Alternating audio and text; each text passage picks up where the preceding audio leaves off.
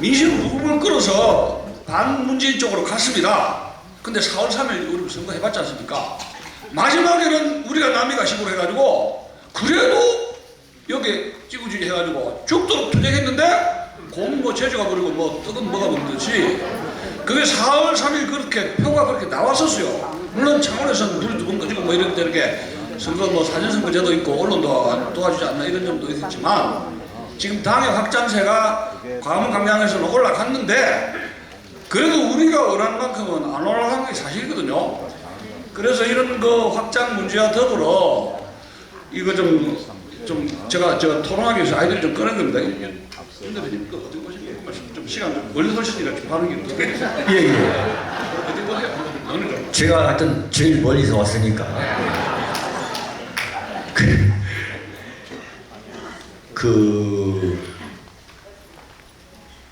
여러분들이 그동안 이 갈고 닦은 축적해온 이 경험과 2년이라는 세월은 결코 짧지가 않습니다. 그런데 지금 민심의 대세가 뭐냐면 보수 통합이에요. 보수 통합은 큰 틀리가 없습니다. 그게 시대적 과제다. 큰 흐름을 볼 때. 그런데 뭐냐면 이 주도권을 나는 대한애국당을 비롯한 우리 공화당을 비롯한 태극기 세력이 잡아야 된다고 생각하세요. 이걸 얼마든지 잡을 수 있는데 잡지 못하는 걸 보면서 저도 사실 우리 공화당에 대해서 굉장히 불만이 있어요. 왜 이걸 이러는가? 도대체 어떻게 하겠다는 거냐 말이죠. 근데 지금 이제 저도 대구, 부산에서 큰 집회를 지금 2달밖에 안 됐습니다만 지금 열고 있습니다. 근데 그분들이 같이 말씀하신 건 뭐냐면 이 보수가 뭉쳐야 된다.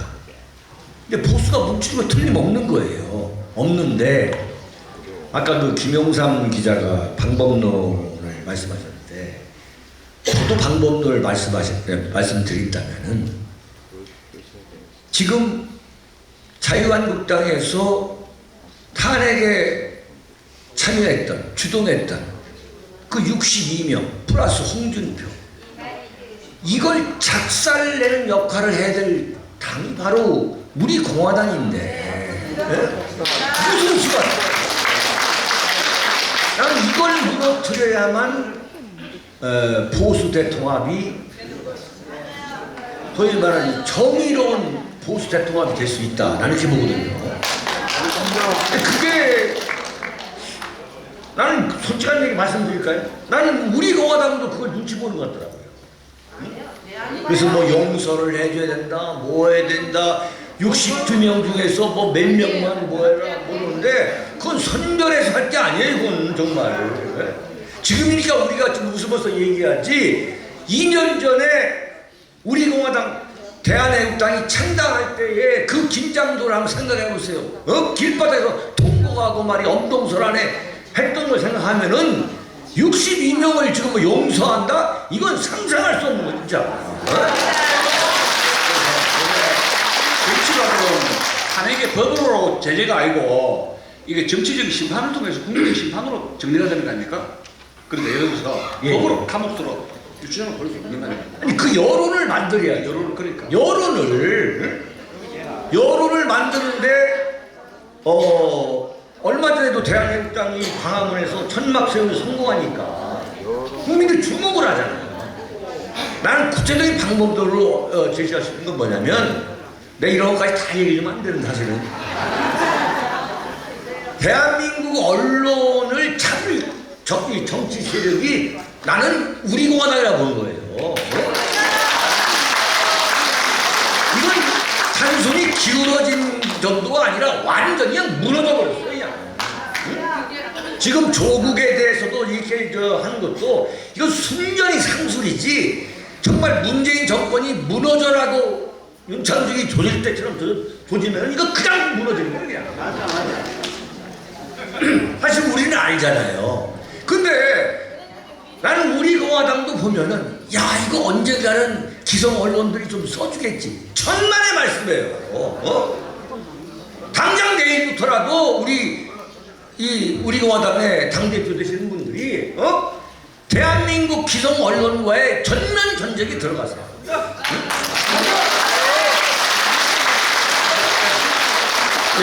이렇게 자연스럽게 토론으로 이어진 것 같은데 제가 말씀드리겠습니다. 지금 내년 선거 저는 그렇게 낙관적으로 보지 않습니다. 왜냐하면 결집해도 지금 조국 저렇게 해도 거기는 내용 가지고 안 따집니다. 무조건 결집됩니다.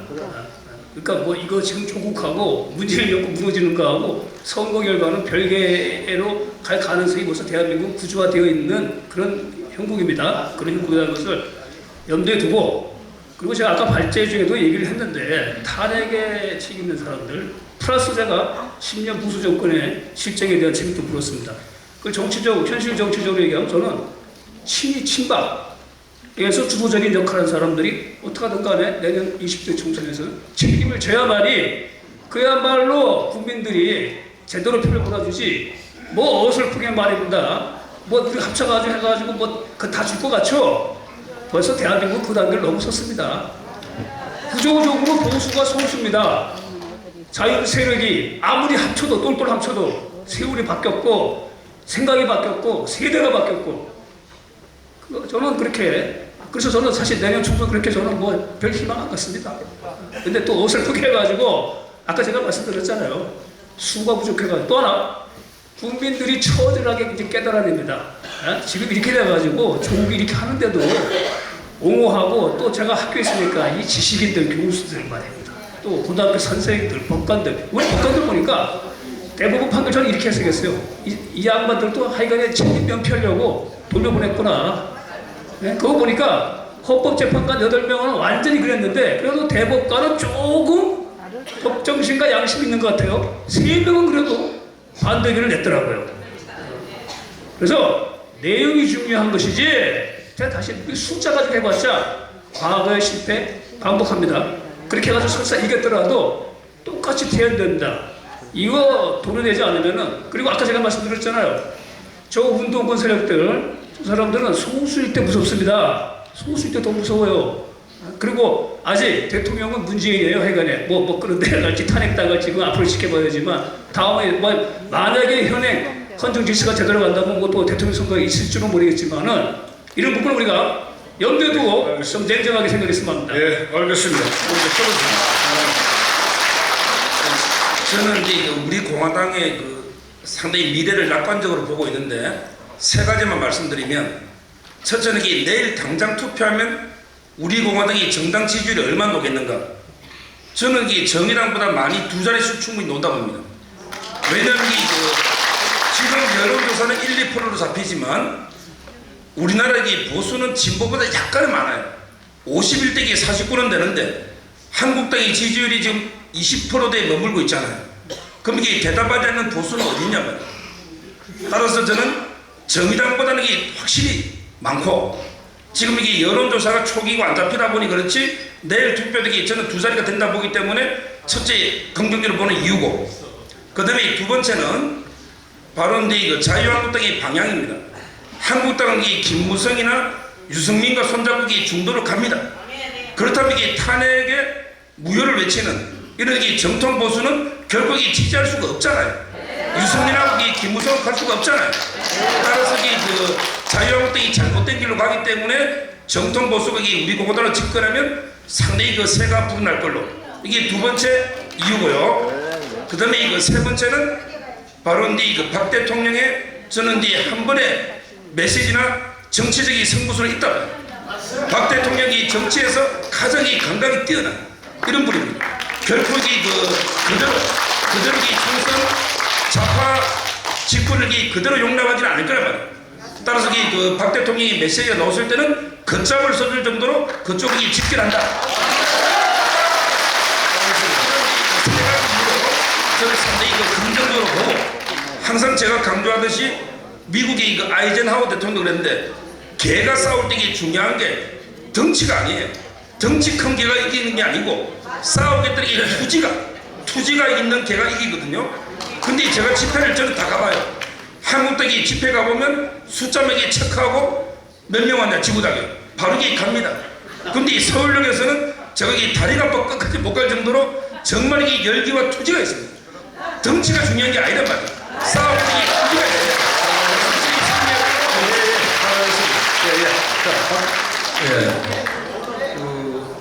저는 아까도 저 서두에 말씀드렸듯이 과거의 그런 평상적인 프레임에서 분석은 안 되겠다. 지금은 초위기다, 전쟁 상태다, 비상 상태다. 거기에서 우리가 분석을 해야 되는데 앞으로 대한민국 보수는 자동스럽게 저는 재편이 된다고 봅니다. 왜냐하면 위기 정국에서 싸울 수밖에 없는 그런 정국이었는데 죽자 잡아서 싸워서 살아남고 이 난국을 돌파한 자가 대한민국의 보수의 지도자가 되는 거예요. 우리 공화당이 권력을 우리 공화당이 대한민국 보수의 적자로 반드시 등극하게 되어 있습니다. 그러면 무슨 과정이 되냐? 이 모습까지 만드는 외연 확장해야 됩니다. 우리 조 대표님 말씀하신 80% 젊고 신선하고 투쟁력이 국방안에 있는 인재를 모아서 진열을 짜가지고 총선을 안 하고 총선을 안 하더라도 싸울 수 있는 전사를 만들어야 된다고. 기회는 반드시 온다고 합니다. 그 과제를 해야 되겠다는 거죠. 그러니까 과거처럼 평상시 총선을 보는 패러다임으로 분석해서는 안 되고 9월 10월에 당장 있을 이런 투쟁의 기간에 우리 당의 역할이 뭐고 우리가 목숨 걸고 할 수 있느냐 그런 대열과 철학이 뭉쳐져 있느냐 이것을 점검할 때라고 저는 생각합니다. 싸워서 살아남는 자가 대한민국 보수의 적자가 되는 겁니다. 여러분. 10월 추석인데 추석에 밥상머리에서 우리 애국당이 어떤 아젠다 투쟁 목표를 가지고 9월 추석 말이야.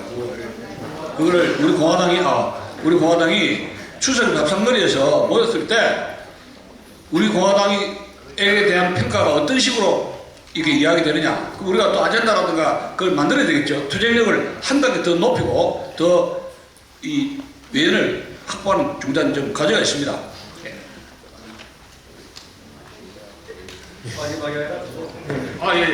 먼저 말씀하시죠.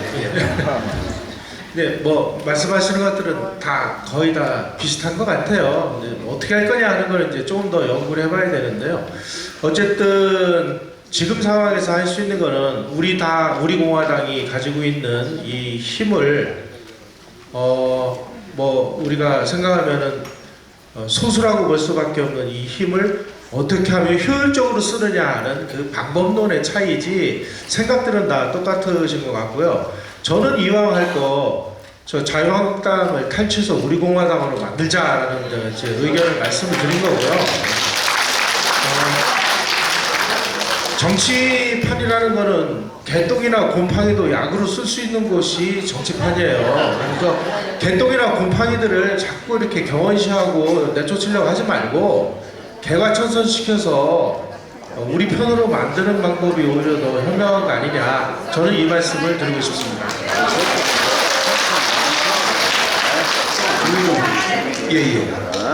그 아까 시간이 너무 없어가지고 제가 그냥 건너뛰었는데 가볍게 말씀을 드렸는데 이 조국 사태를 어떻게 봐야 되느냐 이게 너무 중요하기 때문에 물론 여러분들이 참 분노하는 역대급 시대의 위선 좌파의 그 판도라 상자가 그대로 열린 거죠. 그건 틀림없습니다. 그래서 이 조국이가 결국은 문재인 정권을 결정적으로 망칠 겁니다. 그건 틀림없습니다. 예컨대 이승만 정권의 이기부, 박정희 정권의 차지철, 네? 전두환 정권의 장영자, 노태우 정권의 박모씨, 예? 그다음에 김영삼 정권의 김현철, 김대중 정권의 홍상 트리오, 노무현 정권의 유시민, 그 다음에 문재인 정권의 조국 이렇게 될 겁니다. 틀림없습니다 이거. 네? 자 그런데 결국은 유시민이를 보건복지부 장관 시킬 때도 그때도 거의 비슷했어요. 정말 의료보험도 안 냈더라고요. 의료보험도 이런 자가 보건복지부 장관에 됐어요. 8대2 이 공무원 가르마 하고서 나와가지고 온갖 위선을 부려가지고 그런데 이제 노무현은 유시민을 장관 시킴으로써 그걸로 완전히 끝난 거죠. 나 이번에도 문재인 씨가 나는 조국을 임명할 거라 봅니다. 근데 그걸로 완전히 망할 거예요. 그런데 내가 이 말씀을 드린 건 뭐냐면 노무현 때의 유시민과 문재인 때의 조국 그 상황에 큰 차이점이 있다. 그게 뭐냐? 유시민 때는 우리 공화당 같은 이런 세력이 없었어요. 그때는 정말 국민행동본부가 없었어요. 근데 지금은 우리 공화당이라는 정말 행동하는 우파 세력이 있는 거예요. 완전히.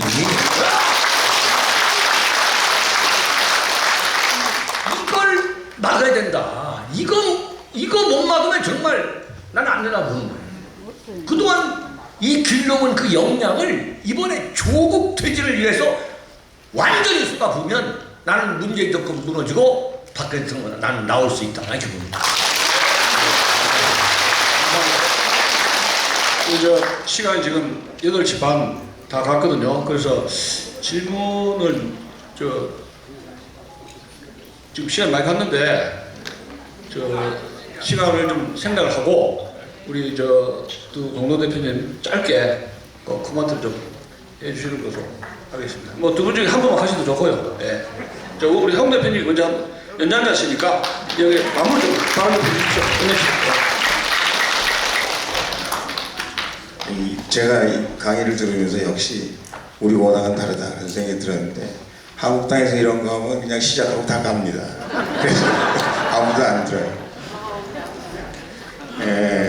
제가 메모를 했습니다. 근데 우리 윤창중 대통령께서 임명하신 첫 번째 대변인 역시 대단하십니다. 꼭 우리 한마디 기억해 두시자고요. 겸손한 태극기, 국민 속으로 들어가는 태극기. 꼭 우리 윤창중 대변인께서 말씀하신 거 기억해 주셨으면 좋겠다라는 말씀드리고요.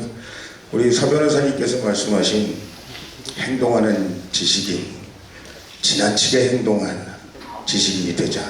그것이 우리 보수 대혁명을 일으키는 일이다. 그리고 꼭 기억해 주시기 바랍니다. 그리고 조국이나 유시민은 거짓말쟁이다. 왜냐하면 알면 할 수 없는 일이기 때문에 그 말씀 정말 우리에게 금과 옥조 같은 말씀이 아니셨나 그 생각합니다. 우리 남경환 교수님께서 기회주의를 배격하자. 맞습니다. 지금 한국당은 기회주의자로 가득 차 있어요. 언론과 가열찬 투쟁 정말 필요합니다. 우리가 어떻게 하든지 언론과 가열찬 투쟁을 해야 되겠다라는 말씀을 드리고요. 우리 김영삼 편집장님께서 말씀하시는 것, 내 편 많이 만들자. 이건 맞는 얘기인 것 같습니다. 그리고 우리 투쟁심, 애국심, 단결력 참 좋은 말씀이시고 감사하고. 근데 자유한국당을 먹자. 이건 동의할 수가 없습니다. 불량식품이라 먹을 수가 없습니다.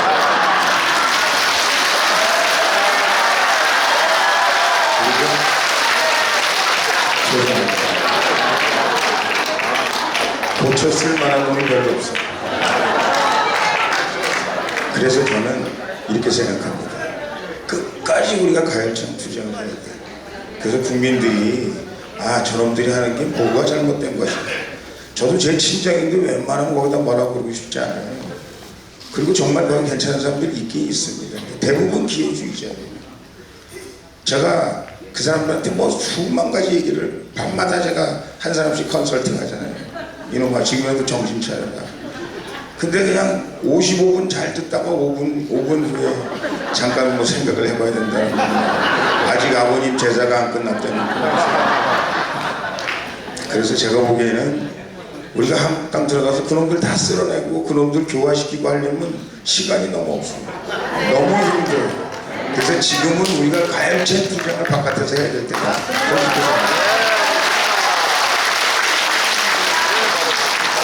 아니 천영진 의원이 무슨 세월호 뭐 얘기했다고 그 징계한다고, 뭐 김술래가 5.18 뭐 얘기했다고 징계하려고, 그런 한국당이 어떻게 들어갑니까?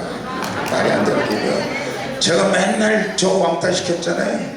제가 뭐 무슨 백성 만들자 그러면 아래 위로 쳐다보고 말이죠. 뭐 당의 화합을 위해서 좋지 않은 왜 저기 그 백성 만드는 게 뭐가 문제입니까? 박근혜 대통령이 정말 담담하십니다.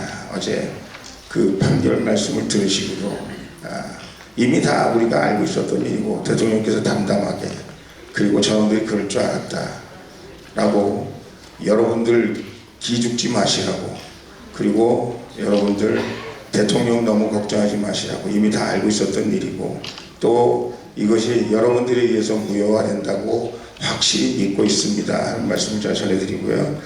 그 다음에 우리 마지막으로 말씀하신 대통령께서 정치적 승부수가 있으십니다. 틀림없이 우리가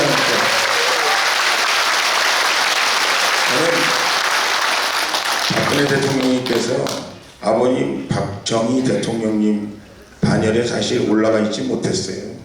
근데 탄핵당하시고 가열찬 투쟁을 감옥에서 하심으로 해서 박정희 대통령 스테이터스 레벨로 우리와 함께 올려가게 될 것이라고 믿습니다. 역사에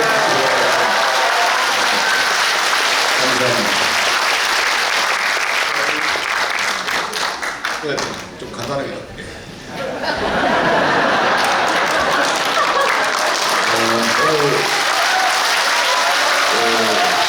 우리 공화당에 대해서 대단히 관심이 많은 분들의 말씀을 들었습니다. 그죠? 오늘 토론해 주신 분들께 감사를 드리고 뭐 우리 공화당은 우리 공화당의 길을 가야 될 것 같아요. 왜냐하면 이게 제가 정치를 30년 했거든요. 제 29살 때 국회 보좌관 할 때 윤창중 선배가 그때 기자로 들어왔어요. 그렇죠? 그래서 30년을 했는데 제가 보는 이 한국 정치판은 부딪혀서 싸워서 이겨야 되는 거예요. 지금은 이게 전체적인 개혁의 문제가 아니고 아무튼 탄핵이라는 상황을 겪으면서 대한민국의 보수 정당은 없어진 거예요. 우리가 창당을 했는 것은 지금까지의 보수 정당이 아니라 이제 완전히 다른 새로운 길의 우파 정당의 길을 하나 만들어야 되겠다는 거예요. 그것은 뭐냐? 뭐 태극기에 집회만 한다 이 차원은 아니고요. 아무튼 이번 총선을 통해서 대단한 이 우파 정당이 하나 생길 거다. 그것은 뭐냐? 투쟁력도 있으면서 새로운 모습을 보이는. 제가 계속 얘기하는 게 젊고 깨끗한 정당. 좌파들 거짓이잖아요. 그런데 국민들이 속았잖아요. 그런데 이제는 국민들한테 떳떳하게 내세울 수 있는 우리 우파 진보 우파 정당을 만들자는 게 저희들 목적입니다. 그래서 이번 총선이 그만큼 중요한 게 이건 정치 실험이 아니에요. 이거는 이번에 체제가 역사가 완전히 무너지는 전쟁이란 말이에요. 지금 이 전쟁을 우리가 치르고 있는 상태이기 때문에 실험할 단계가 지나버렸다. 이 창당 2주년을 계기로 자 우리가 어떤 전쟁을 갈 거냐. 아까 조국 얘기도 했지만은 어떤 전쟁의 무기를 가지고 저들의 목을 확 쪼을 거냐는 거예요. 우리가 그냥 물러서지 않고 단숨에 쳐버려야 되는 거예요. 그러면 이번 총선을 통해서 그런 국민들이 자신있게 선택할 수 있는 소위 말하는 진보 우파 정당이 이제 나와야 된다. 이 진보 우파 정당이 나와서 아까 우리 김영삼 대기자님 말씀대로 이 진보 우파 정당을 가지고 껍데기 보수를 쳐야 됩니다. 맞습니다. 근데 지금 어설프게 그 아류에 홍문종 대표님 생각도 같은데 그 아류에 어설프게 들어가면은 대단히 어려운 상황이 된다. 그래서 사실 조국 문제 만약에 강행하면은 자유한국당 솔직히 할 일이 없어요. 그럼 할 일이 뭐 있습니까? 지금 그냥 강행하는데 투쟁 못합니다. 그러면 한 가지 방법밖에 없어요. 20대 국회 문 닫는 거예요. 너 마음대로 하라 그냥 놔두는 겁니다. 20대 국회 앉아가지고 예산 따지고 뭐 국정감사하고 이럴 사안이 아니잖아요. 그러면은 20대 국회 종결하고 전부 다가 길거리 나오라는 거야. 길거리 나와서 할 수 있는 방법은 그때는 같이 투쟁할 수 있는 명분이 생겨요. 길거리에서. 거기서부터 뭔가 교감이 안 되겠습니까? 근데 이번에 조국이가 임명하는데도 의원직에 연연해가지고 그럴 필요 없어요. 역사가 뒤집어졌잖아요. 이 실질적인 정통성 가진 대통령이 뒤집어졌잖아요. 권력 차탈된 거 아닙니까? 그러면 전부 다가 의원직 사퇴해버려야 돼요. 의원직 6개월 하면 의원직 사퇴하는데 무슨 의원직 사퇴하는데 그러고 너 마음대로 해라. 그리고 국민한테 진짜 투쟁을 선언해야 되는 거예요. 전 국민한테 이제 호소해야 돼요. 빌더라도 호소해서 이 판을 한번 바꿉시다. 이렇게 가면은 이깁니다. 맞습니다. 자유한국당이 못하면은 방법 없잖아요. 그럼 다음 총선에서 심판해 주면 되지 않습니까? 그래서 우리 공화당에 가는 길이 있다. 이것이 지금 오늘 했는 2년간의 이 우리 공화당 2년 창당 2년의 이 분기점이 어제 대법원 재판도 있었잖아요. 이제 창당 2년 분기점이 뭐겠습니까? 전혀 다른 투쟁의 모습으로 갈 거다. 전혀 다른 투쟁의 모습으로. 그거는 이제 전면 전쟁을 선언할 수가. 우리는 뭐 민노총하고 정교전을 벌써 전쟁 선언했어요. 울산에서 민노총 모인다 제가 우리 공화당이 울산 점령하러 우리가 기획을 했다니까요. 민노총 모여가지고 뭐 파업한다 해서 우리가 울산 점령하자. 민노총하고 정면전 한번 붙어보자. 이렇게 생각을 했는데 뭐 오늘 토론하시면서 뭐 따가운 얘기도 있고 어쩌면 우리 공화당에 대한 비전이나 희망의 얘기도 하셨지만은 아무튼 우리 공화당은 더 내려놔야 된다. 지금까지 갖고 있었던 보수 정당의 틀을 완전히 깨야 됩니다. 이걸 깨지 않으면 우리 공화당 또한 아루의 보수 정당밖에 안 되는 거예요. 완전히 틀을 깨자. 국민들이 깜짝 놀랄 그런 정당의 모습을 보여야 된다. 그것이 국민이 원하는 거예요. 가장 오늘 토론해 주신 분들이 정말 솔직한 말씀을 해주셔서 전부 다 눈 하나 이렇게 깜눈물이 없더라고요. 오늘 토론 준비해 주신 이주천 원장님과 또 토론 참가해 주신 분들께 감사를 드리겠습니다. 고맙습니다.